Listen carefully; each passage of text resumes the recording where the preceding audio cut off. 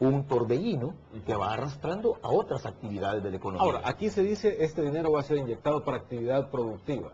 En eso ustedes dicen no hay garantía por cuanto el dinero se le va a entregar a los bancos comerciales o a la banca privada y esta lo va a distribuir a lo que crea conveniente. No hay manera de que realmente vaya al sector productivo. Bueno, hay señales que son contundentes. El destino del crédito en este país se ha concentrado en los últimos 18 años, 20 años, principalmente en las actividades de servicio y particularmente el comercio. El sector agropecuario, que es un sector fundamental de la economía salvadoreña, pero que ha sido echado al abandono, no se ha beneficiado principalmente por el destino del crédito, mucho menos la micro, la pequeña y la mediana empresa.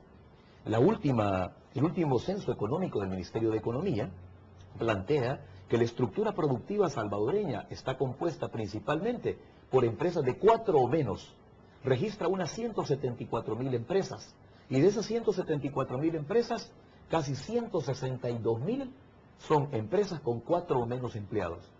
Ahora, es un sector estratégico del aparato productivo. ¿Y dónde ha estado el apoyo del sistema financiero nacional antes hacia ese sector estratégico? ¿Quién dice? ¿Quién garantiza que ahora, con esta inyección, estos créditos se van a traducir en potenciar o para potenciar el sector productivo más importante, que es la micro, la pequeña y la mediana empresa?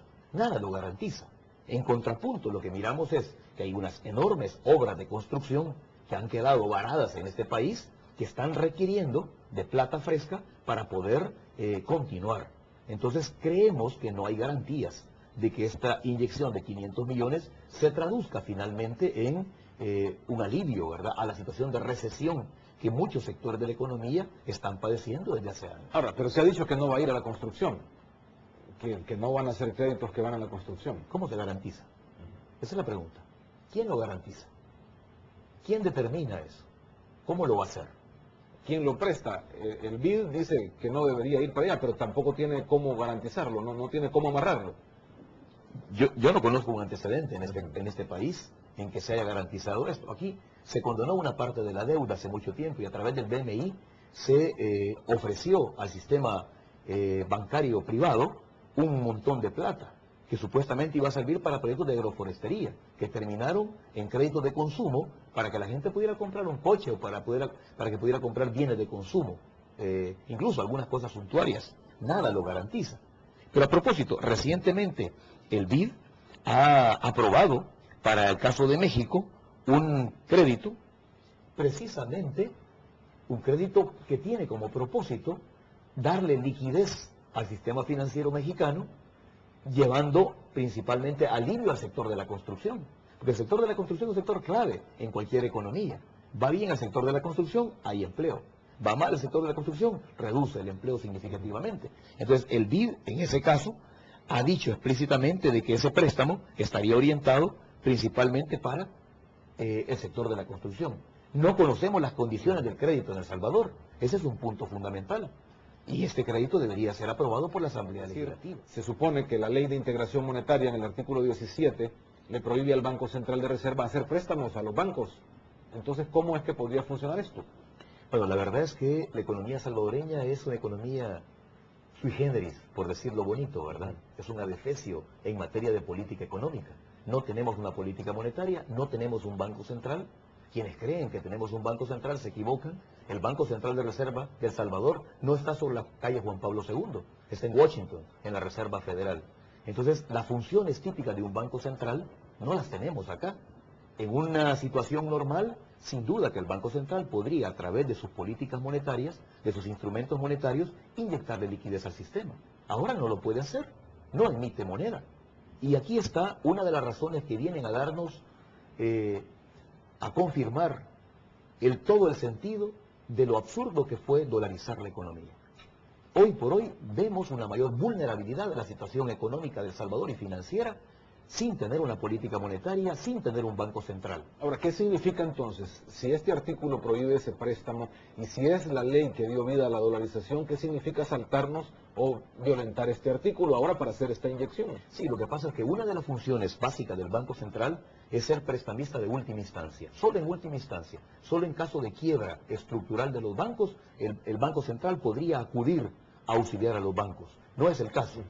En esa situación, entonces, sin política monetaria, lo que se está planteando es un préstamo del Banco Interamericano de Desarrollo, ojo, que no es un préstamo del Fondo Monetario Internacional, que los préstamos del Fondo Monetario sirven precisamente para este tipo de casos, inestabilidad macroeconómica financiera, pero no es el caso. Es un préstamo, digamos, sectorial del Banco Interamericano de Desarrollo, que debe de ser aprobado por la Asamblea Legislativa y que viene a inyectar liquidez al sistema financiero.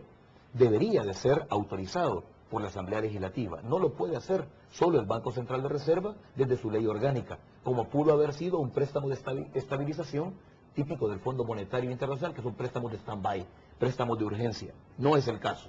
Ahora, el punto interesante es que, como la moneda de circulación en este país es el dólar, aunque tenemos una ley de integración monetaria que habla de bimonetarismo, que habla del colón circulando, que no existe, como la moneda que está en circulación es el dólar, y la autoridad monetaria supuesta de El Salvador no tiene capacidad de emitir más dólares, entonces ahora que hace falta inyectarle dólares, ¿a qué recurrimos? Esa es una aberración. Recurrimos a un préstamo para inyectarle liquidez al sistema, porque el Banco Central no tiene instrumentos monetarios para hacerlo. Entonces esto nuevamente nos viene a confirmar la necesidad de ir gradualmente en un proceso prolongado, 5 años, 6 años, plantearnos la desdolarización de la economía salvadoreña. Ahora, ¿esto qué puede traer en el mediano plazo? Es decir, en el corto plazo estamos viendo esta inyección de 500 millones. El presidente de la misma Cámara de Comercio dijo es algo que a corto plazo va a servir, pero en el mediano y largo plazo, ¿qué puede pasar? Porque ya hoy también se habla de que quizás no van a ser 500, sino que podríamos llegar a necesitar hasta 2.000 millones de dólares. Entonces el banco va a estar constantemente prestando, el Banco Central de Reserva. Es absurdo, eso no puede ser. El nivel de endeudamiento que tenemos en el país, incluyendo la deuda previsional, incluyendo la deuda generada por los bonos emitidos por los dos fideicomisos, ronda casi el 95% del PIB.